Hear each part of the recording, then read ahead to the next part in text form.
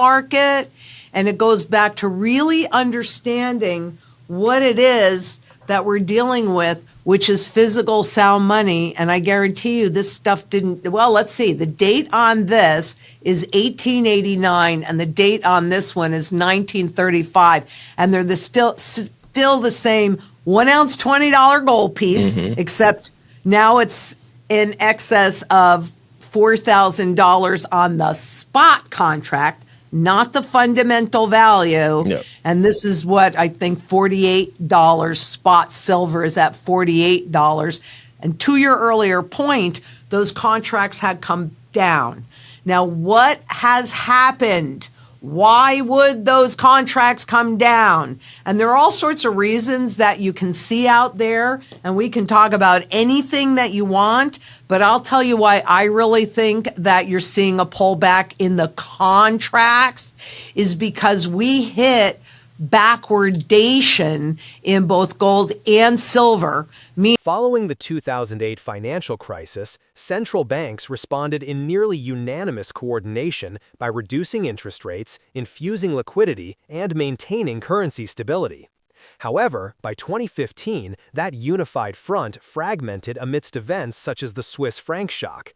Nevertheless, central banks continue to assemble through organizations such as the IMF, rendering coordinated global policy wholly feasible, including measures as drastic as international gold regulations. For individuals, this prompts inquiries regarding governmental perspectives on gold ownership amid systemic resets. Historically, uncommon coins have been distinguished from bullion, establishing exclusive categories for affluent collectors. Even today, ultra-rare items authenticated by PCGS can command millions, occupying an exclusive and privileged segment of the gold market. Well, thank you so much. And I think, a lot of it is perception management, which is actually a program that is utilized by governments and central banks, and it's about nudging you in the direction that they want you to go in. And no offense intended, but you fell into it because you referred to the spot gold and silver contracts as gold and silver, and they are not. Yep. They are spot contracts, paper contracts, and what they do is represent a trading market, and they also represent the manipulations in the market. And it goes back to really understanding what it is that we're dealing with, which is physical sound money. And I guarantee you this stuff didn't, well, let's see. The date on this is 1889 and the date on this one is 1935. And they're still the same 1 ounce, $20 gold piece, except now it's in excess of $4,000 on the spot contract, not the fundamental value. Yep. And this is what I think $48 spot silver is at $48. And to your earlier point, those contracts had come down. Now, what has happened? Why would those contracts come down? And there are all sorts of reasons that you can see out there, and we can talk about anything that you want, but I'll tell you why I really think that you're seeing a pullback in the contracts is because we hit backwardation in both gold and silver, meaning that the current price to take delivery right now of the physical was higher than the futures contracts for gold and silver, because we're seeing this huge surge in demand. But whenever you get into anything physical, I don't care what it is, there is a finite amount of it. And so what we're actually experiencing, this didn't just start, it started last January, but what we're actually experiencing is a systemic shift in the way that physical gold and silver is being priced. Whereas it was being led by the paper markets, that backwardation scared the crap out of people that count on that paper market being the leader. But so you're going to see another reversal. There's not one itty bitty doubt in my mind about that, because we are entering a phase where it will be the physical. Well, it's the same thing.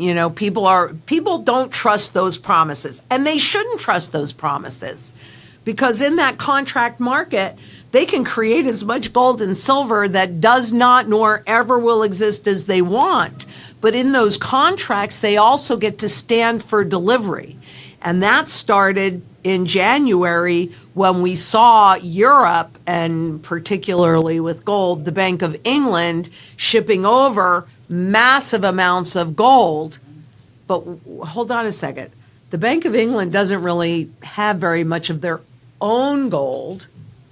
They do, however, hold a lot of gold for a lot of countries. So what gold was it that they shipped out?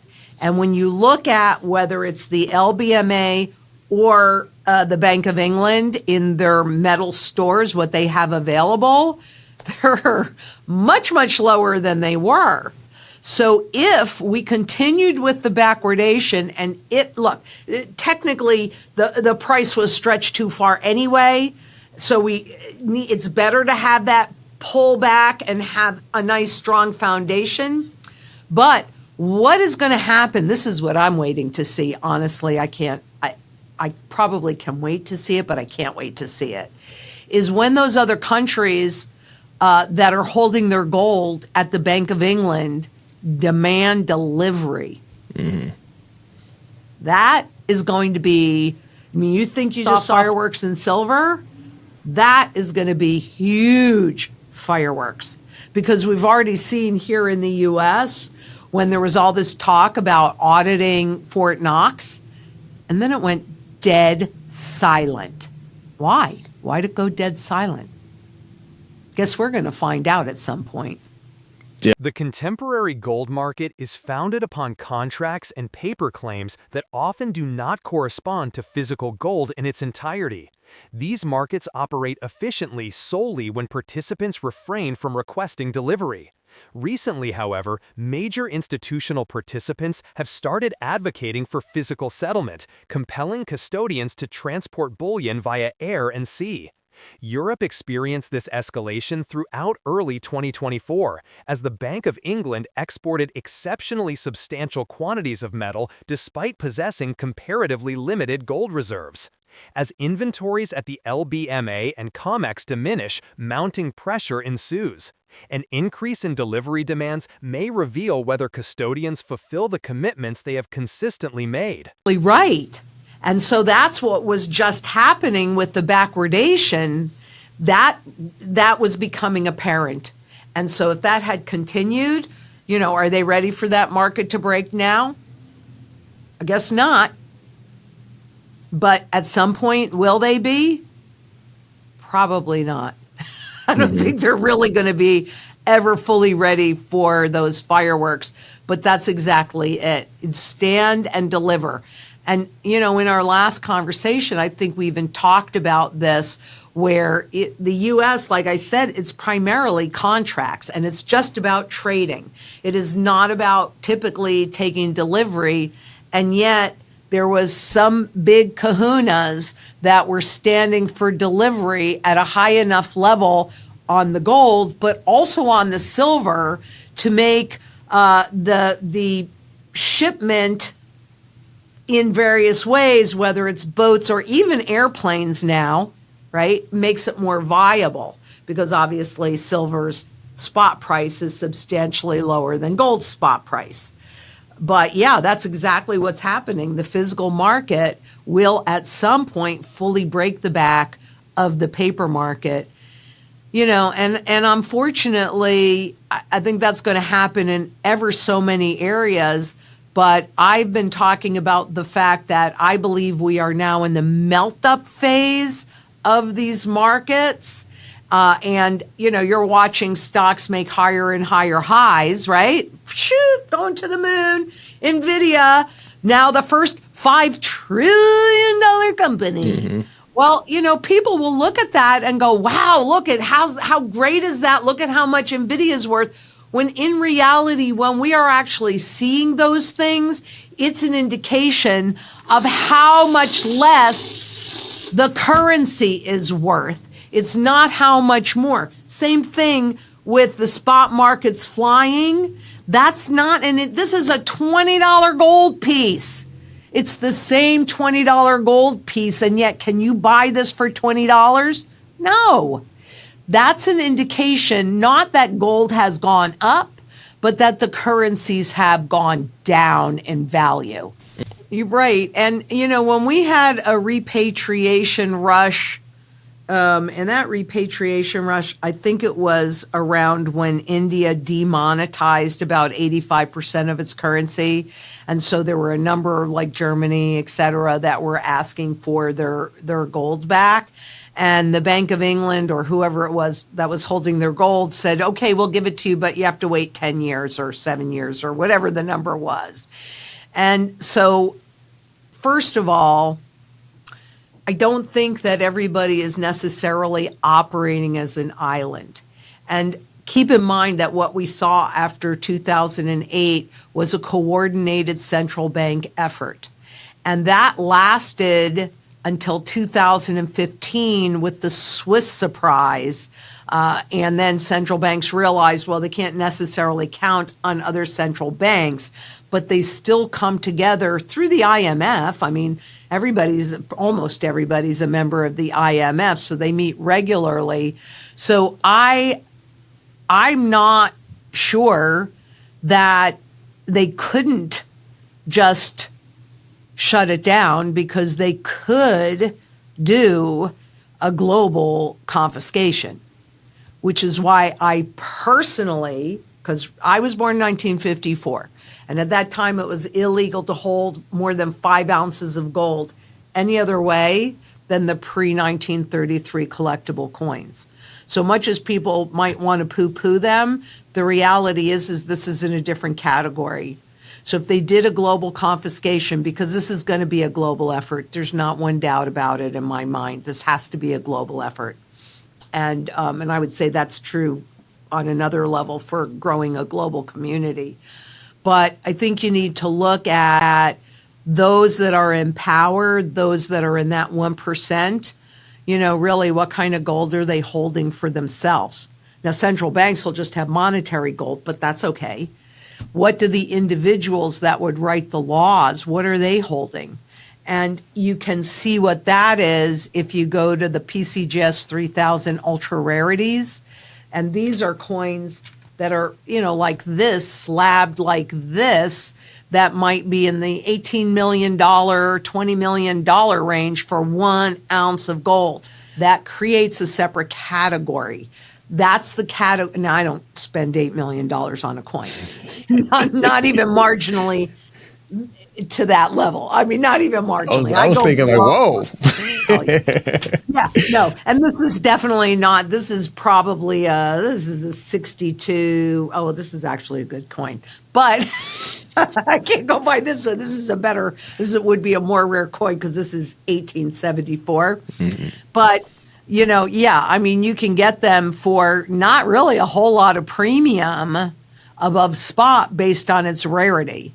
So I personally, having lived through that and having an antique dealer uncle that was sitting on at least 3,000 ounces of pre-1933 raw coins like this, which was the only legal way that he could hold the gold and, use it in the normal marketplace. And I'm executing a strategy. So I intend to use not all my gold, because everybody always needs to have a foundation and sound money, but I have gold that I will be using to pay off debts, to convert into income producing assets, as well as the new system when we get to the other side of this mess that have less and less value.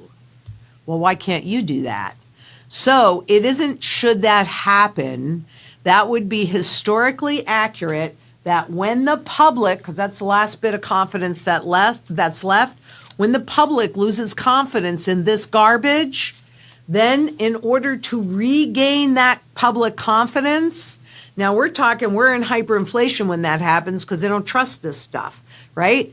So when that happens, they do that overnight reset this junk, fiat money, government debt-based money that has no value, against gold. And then gold begins to express or move toward its fundamental value. So when that happens, like in Venezuela, that overnight reset, see, they must suppress the price of gold because a rising gold price is an indication of a failing currency and a looming crisis. So it kind of, I don't do this very well, but I'll do it anyway. It's kind of like holding your hand on a spring and you push down, down, down. When you release your hand, it shoots in a direction. So when they do that overnight reset, that's exactly what happens in terms of the currency anywhere in the world, dollars, euro, yen, doesn't matter. It shoots towards its true fundamental value, not Wall Street's manipulated, suppressive spot market. And that number is somewhere in the vicinity of $40,000. And it's just based on all the debt, not even all the derivatives, but all the debt that created this, because this is sound money. This is fiat money. They're both money, but they're like the flip side of the coin. Mm-hmm. So it's not a random number that I pull out of the air. It's how much debt is there. And I'm not even talking about all the derivatives. So it would be a very, very, very conservative number. You take all the debt that's been created, and according to the IFF, that would, last time I checked, it was $313 trillion. And you divide it by all the gold that exists in the world. So all the gold that they pulled out of the ground, and include all the gold that's yet left in the ground to be pulled out, conservative, and that gets us somewhere in the vicinity between $33,000 and $40,000 the last time I looked. So with a spot at $4,000, it's a bargain. And that overnight reset, you know, if anybody wants to test this at all, because I don't think you should ever take anybody's word for anything. I think you should do your own due diligence. Analysts have long cautioned that the tangible gold market may eventually surpass the derivative system responsible for constraining price discovery. Backwardation, when the spot price of physical gold exceeds futures prices, occurs during periods of duress. If it persists, it jeopardizes the overall credibility of the paper market entirely. A comparable dynamic recently propelled silver into heightened volatility as certain purchasers preferred acquiring physical metal over renewing contracts. If several nations concurrently request the return of their gold holdings from the Bank of England or the Federal Reserve, the system may encounter a disruption. As confidence diminishes, markets are likely to shift swiftly toward physical pricing, resulting in the kind of volatility analysts have anticipated for years.